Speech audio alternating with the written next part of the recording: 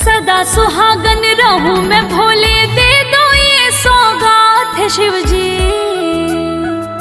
हे शिव जी रखना सिर पे हाथ, रहूं मैं सदा पिया के साथ। शिव जी रखना सिर पे हाथ, रहूं मैं सदा पिया के साथ।